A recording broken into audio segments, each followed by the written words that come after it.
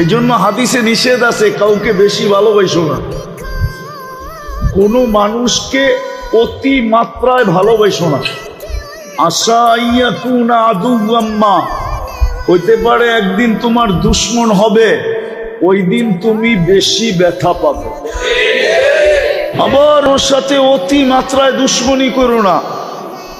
আশা ইয়াকুনা আহাব্বাম্মা, হইতে পারে একদিন তোমার সাথে ভালোবাসা হয়ে যাবে, তো বারবার ওই দুশ্মনীর কথা মনের ভিতরে আঘাত দিতে থাকবে।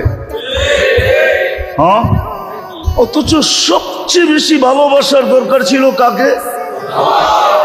কি? আর আল্লাহকে রাজি করা শব্দটা আল্লাহর জন্য শোভনীয় হবে না। যদি বলি সাধারণ বাংলায়, আল্লাহর জন্য শব্দটা শোভনীয় না। আবার বললে হুজুররা কি লেখা শুরু করে আল্লাহই জানে। আল্লাহকে সঙ্গে নেওয়া একবারে সহজ। আমি একটা হাদিস দিয়া বুঝাইতেছি।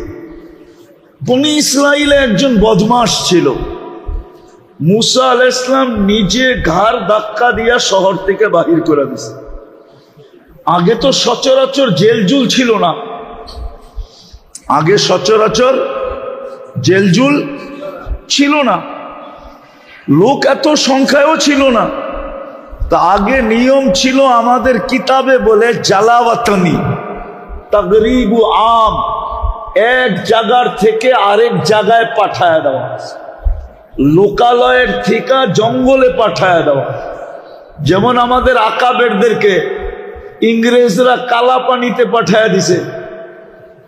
কালাপানি ওটা জেল না, ওটা কালাপানির জঙ্গল। তো মুসা আলাইহিস সালাম ঘাড় ধাক্কা দিয়া বাহির করে দিছে।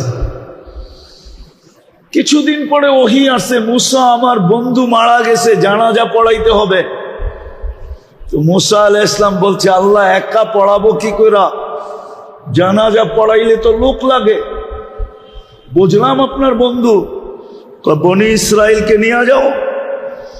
তো বলছে বনি ইসরাইলকে বললেই যাবে না, যদি কিছু দেন তাইলে হয়তো যাইতে পারে, তাইলে হয়তো কিছু দেন, বোঝেন কি, সোয়াব যদি দেন তাইলে হয়তো যাইতে পারে।